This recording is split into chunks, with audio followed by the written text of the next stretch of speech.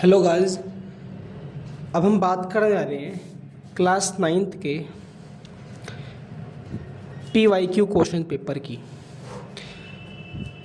मेरी बात ध्यान से सुनना, ये पेपर बड़ा इंपॉर्टेंट है। पेपर में आने वाले क्वेश्चन हैं दीपक सर के, बहुत ज़्यादा इंपॉर्टेंट है पेपर। आप सभी से अनुरोध है, रिक्वेस्ट है, हम्बल रिक्वेस्ट है, इस पेपर को जरूर रीड करना और इसकी PDF आपको डिस्क्रिप्शन की लिंक में मिल जाएगी। चलिए हम शुरुआत करते हैं पेपर्स के क्वेश्चंस की, कि इस पेपर के क्वेश्चंस में क्या बात है और इनके क्वेश्चंस को कैसे हम इजीली सॉल्व कर सकते हैं, लिखने का पैटर्न भी क्या होगा। क्वेश्चन कहता है पहला, ड्यूरिंग समर, गर्मियों के दौरान जो वाटर है ना, हम पानी को रखते हैं अर्थन पॉट में, यानी कि आपको पता है घड़े में रखते हैं, वो ठंडा रहता है। क्यों रहता है? इस फेनोमिना का नाम है इवेपोरेशन। क्या है बेटा? इवेपोरेशन। जो मटके का पानी वो ठंडा क्यों रहता है? वाष्पीकरण के कारण ठंडा, इवेपोरेशन के कारण ठंडा रहता है। और आपको पता होगा जो सेकंड क्वेश्चन है ये कह रहा है कि आपके पास एक कॉम्प्रेस्ड नेचुरल गैस है। क्या है? CNG आपके पास, उसको मुझे लिक्विफाइड करना है, यानी कि आपने एक बीकर लिया, कंटेनर लिया, इसमें गैस के पार्टिकल्स हैं बहुत सारे, हमने इसको कंडेंशिएट करा। कंडेंशिएट करने से ये जो गैस के पार्टिकल्स में डिस्टेंस ज़्यादा है, ये पास पास आएगी, तो ये जो लिक्विड बन जाएगा, क्या बन जाएगा? लिक्विड बन जाएगा, यानी गैस को मैंने लिक्विफाइड कर दिया। इसके लिए मुझे एक लो टेम्परेचर और हाई प्रेशर मिनिमम चाहिए होता है मुझे, तो इसका ऑप्शन नंबर C है। इसके अलावा अगर बात करें हम, टिंडल इफेक्ट जो है वो कौन शो नहीं करता? टिंडल इफेक्ट वो शो नहीं करता जिसके पार्टिकल्स बहुत ज़्यादा छोटे होते हैं। एग्जाम्पल के तौर पे सॉल्ट सॉल्यूशन, क्योंकि ये कि होमोजीनियस सॉल्यूशन है। होमोजीनियस सॉल्यूशन के अंदर विजिबल बाउंड्रीज नहीं होती, जिसके कारण ये टिंडल इफेक्ट शो नहीं करता। क्वेश्चन बोल रहा है कि जो नंबर है फॉस्फोरस के एटम्स में एक मॉलिक्यूल्स में कितने होते हैं, तो फॉस्फोरस हमेशा P4 की फॉर्म में पाया जाता है। इसका मतलब ऑप्शन D इसका आंसर होगा। अगर मैं बात करूं किसकी, पोटाशियम सल्फेट की, पोटाशियम का मतलब K होता है, सल्फेट का मतलब SO4 होता है। पोटाशियम की वैलेंसी 1 होती है, सल्फेट की वैलेंसी 2 होती है। इसकी अगर क्रॉस मल्टीप्लाई करके मैं कंपाउंड बनाऊं तो K2SO4 आएगा। इसका ऑप्शन नंबर C है। अब बात करते हैं नंबर ऑफ प्रोटॉन्स। आपको नंबर ऑफ प्रोटॉन्स दे रखे हैं, ठीक है ना। हमसे पूछ क्या रहा है, कितने नंबर ऑफ टोटल प्रोटॉन्स है ना, ठीक है।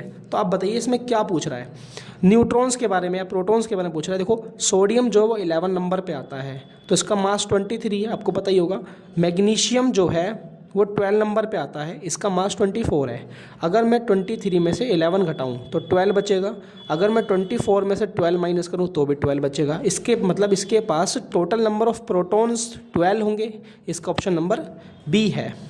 अगर मैं बात करूं, सिंपल सी बात है, मैंने न्यूट्रॉन के बारे में बताया आपको, मास में से नंबर घटाने पर आपको न्यूट्रॉन्स की संख्या मिल जाती है। द नंबर ऑफ प्रोटॉन, उसने पूछा नंबर ऑफ प्रोटॉन, कितने प्रोटॉन होंगे, जो इसका एटॉमिक नंबर होगा। अगर क्वेश्चन के हिसाब से देखा जाए, सोडियम का एटॉमिक नंबर 11 है, तो इसके पास प्रोटॉन भी 11 होंगे। मैग्नीशियम का एटॉमिक नंबर 12 है, तो इसके पास प्रोटॉन भी 12 होंगे। यानी कि इसका आंसर 11 और 12 आएगा। 11 और 12 का मतलब C ऑप्शन, ठीक है। अगर न्यूट्रॉन पूछता तो B ऑप्शन। मैं आपको बताता हूँ न्यूट्रॉन और प्रोटॉन होता क्या है आखिर। हमारे पास कोई एक एटम है, हमारे पास कोई एक एटम है, उस एटम्स के अंदर सब एटॉमिक पार्टिकल्स होते हैं जिनको चार्ज पार्टिकल्स बोलते हैं। एक प्रोटॉन होता है, एक इलेक्ट्रॉन होता है और एक न्यूट्रल चार्ज पार्टिकल होता है। कौन है? न्यूट्रॉन। प्रोटॉन किसके बराबर होता है? जो इस एटम का एटॉमिक नंबर होगा। सपोज़ मैंने कार्बन ले लिया, कार्बन का एटॉमिक नंबर 6 है, तो इसके पास प्रोटॉन भी 6 होंगे, इसके पास इलेक्ट्रॉन भी 6 होंगे। हमें न्यूट्रॉन कैसे निकालने हैं? हमें मास में से एटॉमिक नंबर को माइनस करना है, जिससे कि हमें न्यूट्रॉन पता लग सके। कार्बन का एटॉमिक मास 12 होता है, तो 12 में से -6 कर दो तो इसके पास न्यूट्रॉन भी 6 आ गए। इस बात को ध्यान रखेंगे बच्चे। अगर मैं बात करूँ, आपके पास एक क्वेश्चन दे रखा है, एक एटम है जिसके पास 3 प्रोटॉन है, तो यहाँ पे प्रोटॉन की वैल्यू कितनी है? 3 है। यहाँ पर न्यूट्रॉन की वैल्यू कितनी है? यहाँ पे न्यूट्रॉन की वैल्यू 4 है। अगर बात करें हम, इसके पास 3 प्रोटॉन थे, इसके पास 4 न्यूट्रॉन है, तो क्वेश्चन पूछता है इसकी वैलेंसी क्या होगी। अगर प्रोटॉन नंबर 3 है तो इसका मतलब एटॉमिक नंबर भी 3 होगा। जब एटॉमिक नंबर भी 3 है तो इसका आप इलेक्ट्रॉनिक कॉन्फ़िगरेशन 2-1 कर सकते हैं, तो इसका मतलब इसकी वैलेंसी जो है वो 1 होगी। अगर मैं आगे क्वेश्चनों की बात करूं तो आगे भी क्वेश्चंस बहुत इजी हैं इस चैप्टर के, इस पेपर के बहुत ज़्यादा इजी हैं। हमसे पूछा गया है कि विच सेल ऑर्गेनल्स, ऐसा कौन सा सेल ऑर्गेनल है जिसके पास खुद का डीएनए होता है, यानी खुद का जेनेटिक मटेरियल होता है, तो उसका नाम है माइटोकॉन्ड्रिया। क्या है बेटा? माइटोकॉन्ड्रिया। इसका पेपर में एक ऑप्शन और आ सकता है प्लास्टिड। क्या बेटा? प्लास्टिड और माइटोकॉन्ड्रिया ऐसे सेल ऑर्गेनल्स हैं जिनका खुद का डीएनए होता है, खुद का जेनेटिक मटेरियल होता है। क्वेश्चन कहता है which type of muscles tissue या मस्कुलर टिश्यू फाउंड होती है हार्ट में। हार्ट में बेटा कार्डियक मसल फाइंड होती है। कहाँ पर? Cardiac muscle. अगर ब्रेन पूछता तो आप नर्वस टिश्यू लिखते। अगर वो ऑर्गन्स पूछता, इंटरनल ऑर्गन्स पूछता, तो आप स्मूथ मसल्स लिखते। यदि वो स्केलेटन मसल्स पूछता, यानी कि वो वॉलेंट्री मसल्स पूछता, तो आप लिखते स्केलेटन मसल्स।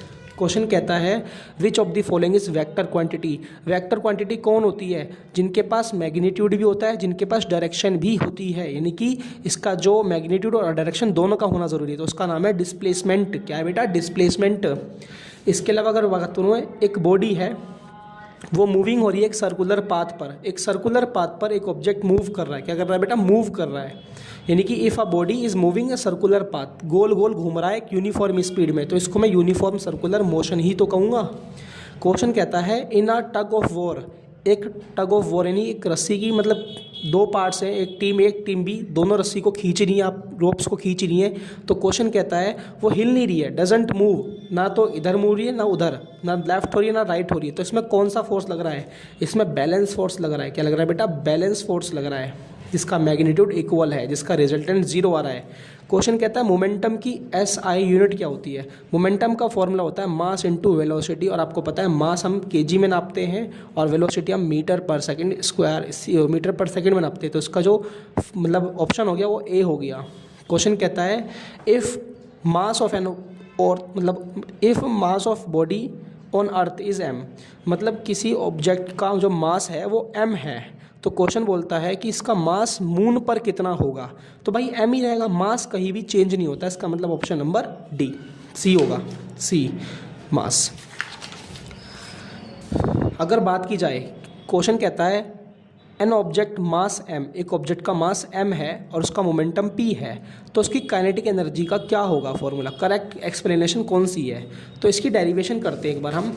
आपको पता होगा जो मोमेंटम है, मोमेंटम का फॉर्मूला होता है मास इनटू वेलोसिटी, और आपको पता है काइनेटिक एनर्जी का जो फॉर्मूला वो होता है हाफ एम वी स्क्वायर।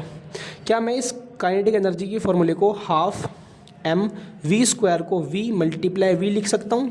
और आपको पता है kinetic energy equal to half M V mass into velocity किसके बराबर है? मोमेंटम के बराबर है, तो मैंने पी लिख दिया मल्टीप्लाई वी। तो इसका मतलब काइनेटिक एनर्जी का फॉर्मूला मोमेंटम की फॉर्म बनता है पी मल्टीप्लाई वी, यानी पी वी अपॉन में 2 बनता है। काइनेटिक एनर्जी का फॉर्मूला पी वी अपॉन 2, तो इसका ऑप्शन नंबर कौन सा है? M P square M square 2p या एम पी बटे 2। तो ये एम वी मतलब काइनेटिक एनर्जी किसका मल्टीप्लाई है? मोमेंटम का और वेलोसिटी का अपॉन में 2। Option number B is the correct answer. Question कहता है if the speed of object, मतलब किसी ऑब्जेक्ट की जो स्पीड है वो डबल कर दी जाए, तो उसकी काइनेटिक एनर्जी क्या होगी? डबल होगी या पोटेंशियल एनर्जी डबल होगी या काइनेटिक एनर्जी 4 टाइम्स होगी या पोटेंशियल एनर्जी 4 टाइम्स होगी, हमें पता नहीं है। तो इसको न्यूमेरिकली करते हैं एक बार, ट्रिक सिखाऊंगा फिर आपको मैं। जो काइनेटिक एनर्जी है वो उसका फॉर्मूला है एम वी स्क्वायर। उसने बोला है कि स्पीड जो है वो डबल कर दी गई है, यानी कि जो वेलोसिटी है वो डबल कर दी है, इसका मतलब वेलोसिटी क्या हो गई है? 2v हो गई है। तो kinetic energy equals to half M V का मतलब 2v का स्क्वायर हो गया। देखा जाए kinetic energy equals to half M 2 जा 4, 2 का स्क्वायर 4 होता है, 4v स्क्वायर। इसका मतलब जो काइनेटिक एनर्जी है इस 4 को बाहर ले आओ, 4 मल्टीप्लाई 1 अपॉन में 2 मास इंटू वेलोसिटी का स्क्वायर, यानी कि काइनेटिक एनर्जी जो है उसका formula half M B square होता है, वो 4 टाइम्स बढ़ गई। इसका मतलब देखा जाए अगर तुम किसी की स्पीड बढ़ाओगे तो उसकी काइनेटिक एनर्जी 4 टाइम्स बढ़ जाएगी। क्या बढ़ जाएगी बेटा? 4 टाइम्स बढ़ जाएगी। आगे क्वेश्चन करते हैं। क्वेश्चन कहता है असर्शन रीजन का क्वेश्चन है, क्वेश्चन नंबर 17 कहता है assertion mass can neither be create nor be destroy. अब मास जो है वो बना भी नहीं सकते और उसे हम ख़त्म नहीं डिस्ट्रॉय भी नहीं कर सकते किसी भी केमिकल रिएक्शन में। क्वेश्चन कहता है सर इसका रीज़न है एटॉमिक मास को हम मेज़र करते हैं mg में। नहीं, एटॉमिक मास को हम mg में मेज़र नहीं करते, इसका रीज़न जो है वो गलत है। इसका मतलब इसका ए सही है, आर गलत। ऑप्शन नंबर सी इसका आंसर है। क्वेश्चन कहता है अगला 18 क्वेश्चन कि एक प्लांट को फ्लेक्सिबिलिटी किसके कारण मिलती है? स्कैरन कायमा के? नहीं भाई, फ्लेक्सिबिलिटी मिलती है कॉलन कायमा के अकॉर्डिंग। क्वेश्चन कहता है क्या ये जो स्कैलन कायमा है ये प्लांट को स्टफ हार्ड करता है? हाँ बिल्कुल सही। इसका मतलब इसका ऑप्शन जो है वो ए गलत है और इसका आर सही है। इसका मतलब इसका option number D A true is R is, मतलब ए जो है वो फॉल्स है और आर इज ट्रू है। क्वेश्चन कहता है जो बैलेंस फोर्स है वो डज नॉट कोज कराती है change of state of matter. बिल्कुल सही बात कह रहा है कि भाई मतलब बैलेंस फोर्स किसी की भी स्टेट को चेंज नहीं कर सकती, बिल्कुल ठीक बात कह रहा है। क्वेश्चन कहता है बैलेंस फोर्स जो है वो अनइक्वल होती है। नहीं भाई, इक्वल होती है, इसका रिजल्टेंट जीरो आता है, ये बात गलत है। इसका मतलब इसका ए ट्रू है, आर इज फॉल्स है। इसका ऑप्शन नंबर सी है। क्वेश्चन कहता है जो वीड्स है उसको हमें हटा देनी चाहिए cultivated field during the early stage of crop growth in essential for good health. बिल्कुल सही, हमें वीड्स यानी खरपतवार को हटा देना चाहिए क्योंकि वो अनवांटेड प्लांट्स होते हैं जो हमारे ज़मीन के सॉइल की जो न्यूट्रिशन है या विटामिन है उनको एब्जॉर्व, मिनरल्स को एब्जॉर्व करते हैं। उसके एग्जाम्पल में, वीड्स के एग्जाम्पल में ज़ैंथिलियम बिल्कुल ठीक कह रहा है, ये भी एक तरह का वीड का एग्जाम्पल। इसका मतलब इसका ऑप्शन नंबर ए है कि इसका असर्शन भी ठीक है और इसका रीज़न भी ठीक है, पर इसकी करेक्ट एक्सप्लेनेशन नहीं दे रखी। इसके अकॉर्डिंग देखा जाए तो ऑप्शन नंबर बी भी आप लगा सकते हो, बी लगा सकते हो आप। अगर हम बात करें क्वेश्चन नंबर 21 की, तो क्वेश्चन नंबर 21 क्या कहता है? क्वेश्चन नंबर 21 ध्यान से देखेंगे बच्चों आप। क्वेश्चन नंबर 21 कहता है कि क्लासीफाई द फॉलोइंग केमिकल और फिजिकल स्टेट या physical change. Burning of magnesium क्या है? भैया एक तरह का केमिकल चेंज है क्योंकि इसमें मैग्नीशियम ऑक्साइड बनता है जो वाइट कलर का ऐश होता है, यानी राख होती है, पाउडर होता है। और मेल्टिंग ऑफ आइस, बर्फ़ का पिघलना, बर्फ़ का पिघलना एक फिजिकल चेंज है। क्या बेटा? Physical change.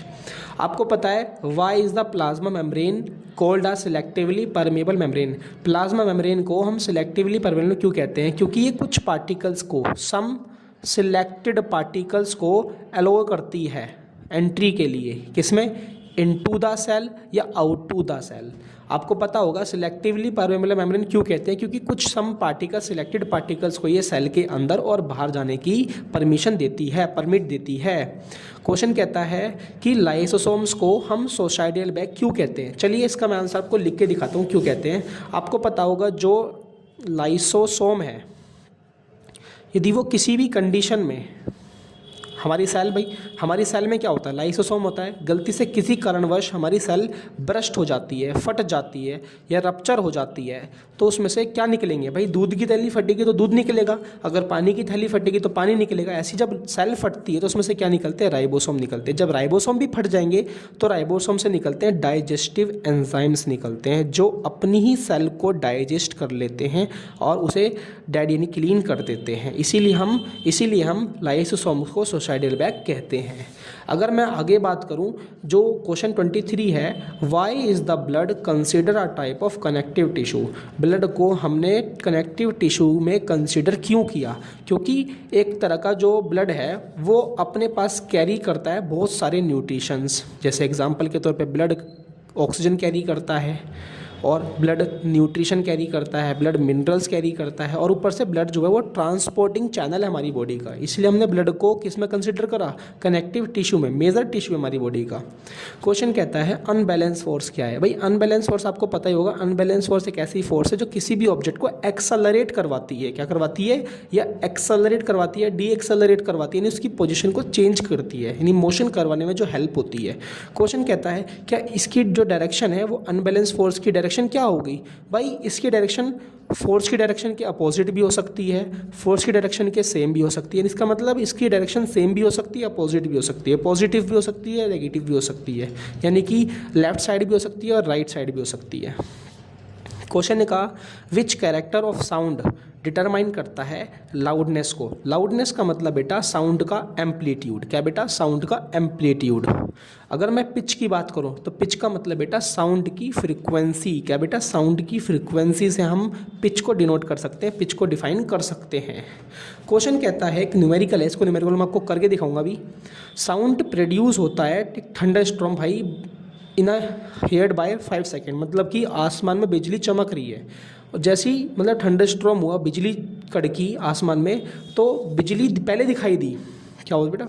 बिजली पहले दिखाई दी, ऐसा क्वेश्चन बोला नहीं बेटा। असल में क्वेश्चन ने बोला है साउंड जो है प्रोड्यूस हुआ थंडरस्टॉर्म मतलब बादलों के टकराने से, वो हमें सुनाई देता है आफ्टर लाइटिंग द इनसीन, मतलब पहले हमें साउंड सुनाई देता है, उसके बाद हमें लाइट दिखाई देती है। तो क्वेश्चन ने कहा कि इसकी डिस्टेंस कितनी होगी जो हमारे कानों तक पहुंच पाई। साउंड की स्पीड दे रखा है 340 मीटर पर सेकेंड।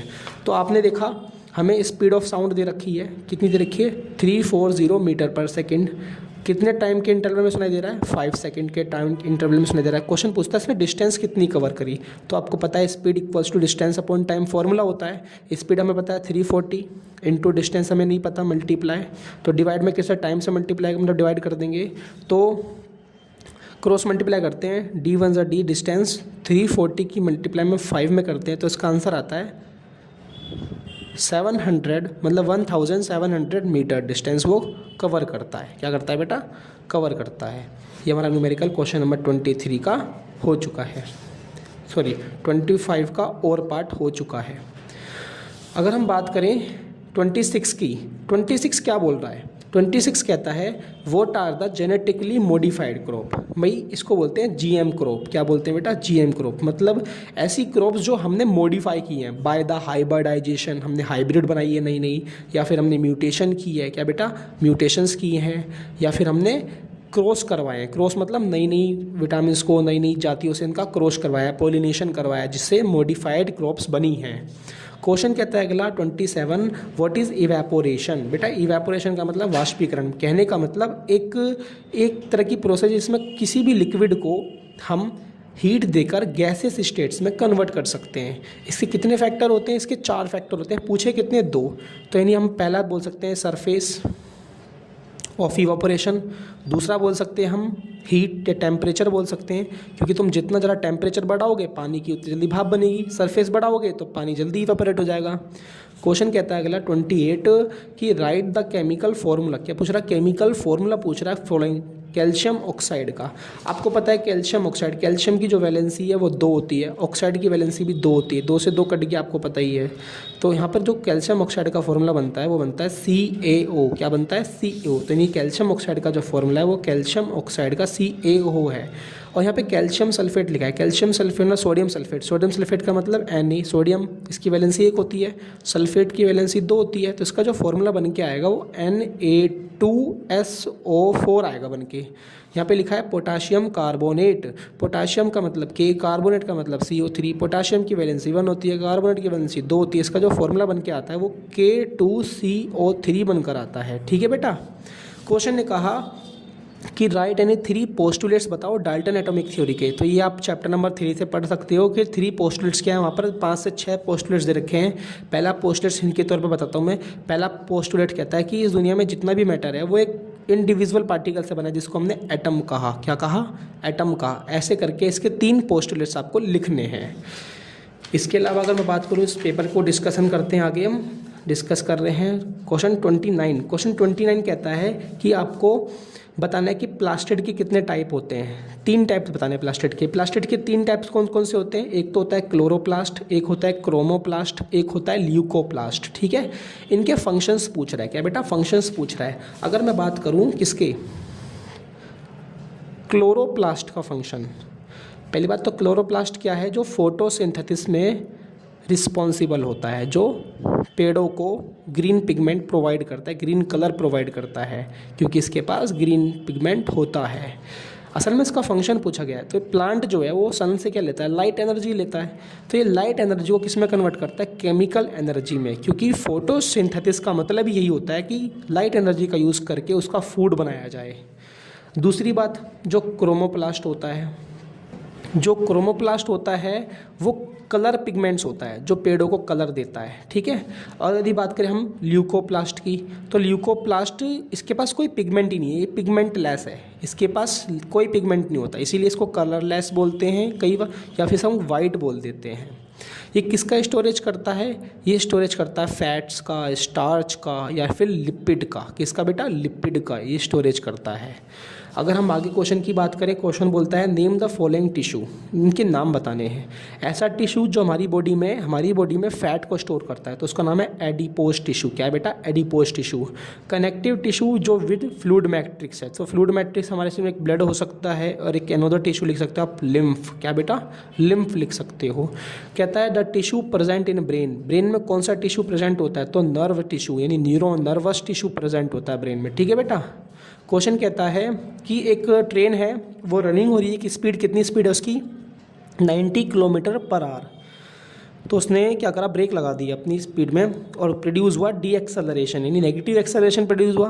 तो क्वेश्चन कहता है वो डिस्टेंस कितनी ट्रैवल करेगा जब वो रेस्ट में आ जाएगा। तो इसका मतलब आप वास्तु से क्वेश्चन कर सकते हो। क्वेश्चन नंबर हम कर रहे हैं 31। क्या कर रहे हैं हम? 31। आप वास्तु से क्वेश्चन कर सकते हो। एग्जाम्पल के तौर पे फाइनल वेलोसिटी आपको पता है 0 होगी, फाइनल हो जाएगा। एक्सेलरेशन नेगेटिव 0.5 मीटर पर सेकेंड स्क्वायर दिया उसने। और क्या कहता है? डिस्टेंस कितनी ट्रैवल की, टाइम टेकन हमें नहीं पता और हमें एक्सेलरेशन पता लग गया। इनिशियल वेलोसिटी कितनी है? 90 किलोमीटर पर आवर है। तो आप पहले तो कितना पूछा? डिस्टेंस पूछ रहा है वो डिस्टेंस। तो आप सीधा सीधा थर्ड इक्वेशन लगा सकते हैं न्यूटन की, by third equation of Newton, v square minus का u square equal to 2as। याद है ना आपको इक्वेशन ये? v का तो स्क्वायर यानी 0 का स्क्वायर हो गया माइनस u का स्क्वायर यानी इनिशियल कितनी है? 90। पहले 90 किलोमीटर है, इसको पहले मीटर पर सेकेंड में करते हैं। मीटर में पर सेकेंड में करने की ट्रिक होती है 5/18 से मल्टीप्लाई करके। 2 9 ज़ा 18, 245, 3 3 ज़ा 9, 3 1 ज़ा 3 5 ज़ा 3 1 ज़ा 3, 5 3 ज़ा। तो 25 मीटर पर सेकेंड उसकी स्पीड आती है। 25 का मैं स्क्वायर करता हूँ इक्वल्स टू 2 मल्टीप्लाई, हमने एक्सेलरेशन कितना लिया? 10 ले सकते हैं यानी जी, हमें एक और 10 ले सकते हैं, हमें एस नहीं पता, डिस्प्लेसमेंट डिस्टेंस नहीं पता। तो 25 का स्क्वायर कितना होता है? 625। कितना होता है बेटा? 625/220 इंटू एस, यानी कि मैं डिस्टेंस निकाल सकता हूँ 625 बटे में 20 को डिवाइड करके। ठीक है, डिस्टेंस आपकी मीटर में आ सकती है। क्वेश्चन नंबर 32 कहता है कि आपको एक साउंड की वेव पता है जिसकी फ्रीक्वेंसी कितनी है। यानी कि आप क्वेश्चन 32 क्या कहता है कि साउंड की जो फ्रीक्वेंसी है वो 2 किलो हर्ज की है, यानी कि उसमें 2000 हर्ज हैं। अब कहता है उसकी वेवलेंथ कितनी है साउंड की? वेवलेंथ दे रखी है आपको, लैम्डा दे रखा है 0.35 मीटर, 35 मीटर दे रखा है। क्वेश्चन कहता है कितना टाइम लेगा 1.5 किलोमीटर चलने में, यानी ट्रैवल डिस्टेंस दे रखी है। क्या दे रखी है उसने? आपको डिस्टेंस दे रखी है 1.5 किलोमीटर। 1.5 किलोमीटर का मतलब 1.5 × 100,000 इक्वल्स टू 1500 मीटर।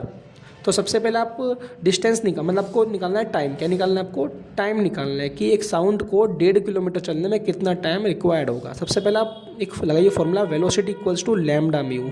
आपको पता होगा ये फॉर्मूला। वेलोसिटी यानी स्पीड हमें नहीं पता, लैम्डा क्या है? जो लैम्डा है, लैम्डा मतलब वेवलेंथ कितनी है? 0.35 इंटू फ्रीक्वेंसी कितनी है? 2000। आपको पता है पॉइंट से 2 0 कट जाएंगे। Velocity equals to 35 into 20, velocity कितनी आ गई? 700 मीटर पर सेकेंड। इसके बाद अपना नॉर्मल वाला फॉर्मूला लगा सकते हो, speed equals to distance upon time.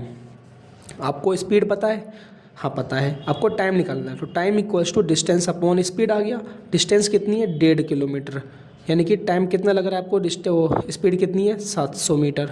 अब ये मीटर पर सेकंड में, किलोमीटर में, तो इसको हम 1500 लिख सकते हैं। अपॉन में कितना गया? 700। 2 0 से 2 0 कट गई, 15/7। तो इसको हम डिवाइड करते तो 2.1 समथिंग सेकेंड टाइम आएगा। यानी कि उस साउंड की वेव को 1.5 किलोमीटर डिस्टेंस ट्रेवल करने में 2.1 समथिंग सेकेंड का टाइम लगेगा। क्वेश्चन नंबर 33 कहता है व्हाट आर मैक्रोन्यूट्रिएंट। मैक्रोन्यूट्रिएंट वो होते हैं जो हमें लार्ज लेवल पर या लार्ज क्वांटिटी पर नीड होते हैं, जो हमें ज़्यादा मात्रा में चाहिए। उसके कहता है 4 एग्जांपल्स दीजिए, आप नाम लिखिए। सबसे पहला प्रोटीन हमें ज़्यादा मात्रा में चाहिए, फैट हमें ज़्यादा मात्रा में चाहिए, इसके अलावा कार्बोहाइड्रेट हमें ज़्यादा मात्रा में चाहिए, इसके अलावा हमें कैल्शियम ज़्यादा मात्रा में चाहिए, इसके अलावा हमें विटामिन्स, मिनरल्स, ये हमसे ज़्यादा मात्रा में चाहिए हमें। क्वेश्चन कहता है right the symbol of following elements. इनके सिंबल बताइए एलिमेंट्स के। सबसे पहला मैग्नीशियम, मैग्नीशियम का जो सिंबल है वो कैपिटल M स्मॉल g होता है। सेकंड पोटेशियम का जो एलिमेंट का सिंबल है वो K है। कॉपर का सिंबल कैपिटल U और कैपिटल C स्मॉल u है। बोरोन का केमिकल सिग्नल यानी सिंबल कितना है, बी है, और आर्गन का कैपिटल ए स्मॉल आर है, सोडियम का कैपिटल एन स्मॉल ए है सिंबल। इनके आपको सिंबल याद होने चाहिए।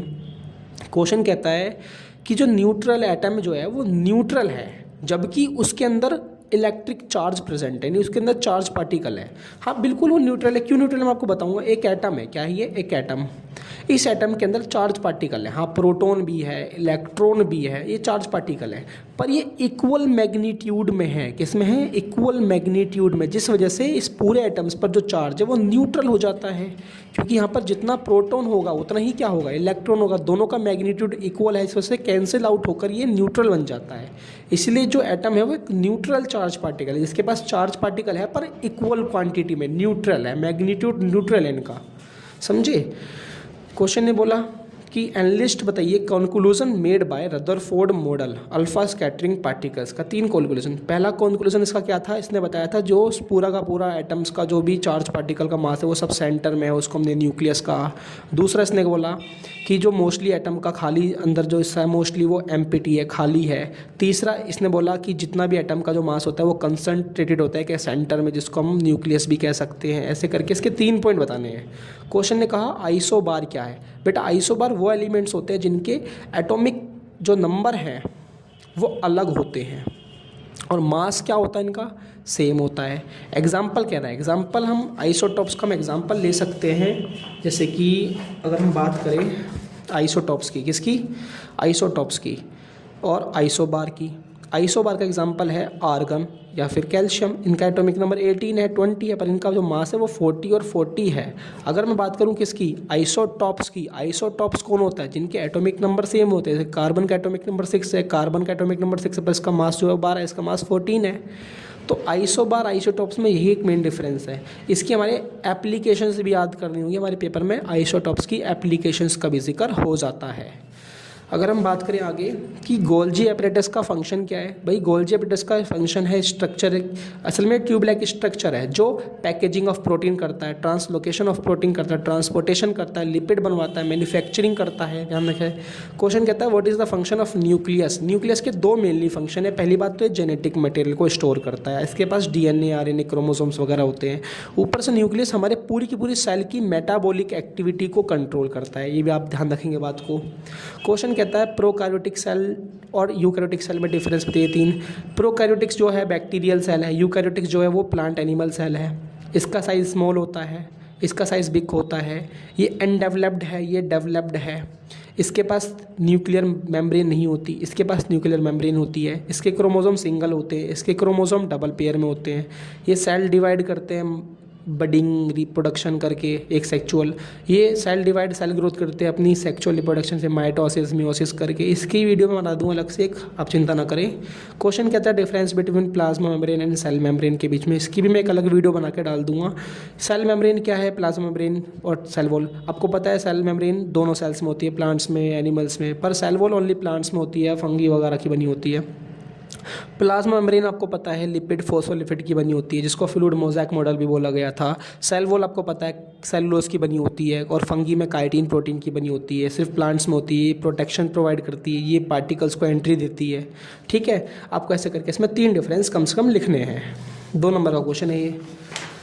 क्वेश्चन नंबर 36 आ गया है हमारा। 36 क्या है, state the Newton's universal law of gravitation. Gravitation का यूनिवर्सल लॉ है कि इस दुनिया में जो भी मासेस के ऑब्जेक्ट्स हैं वो आपस में एक दूसरे को अट्रैक्ट करते हैं। यूनिवर्स में हर चीज़ एक दूसरे को अट्रैक्ट कर रही है ना।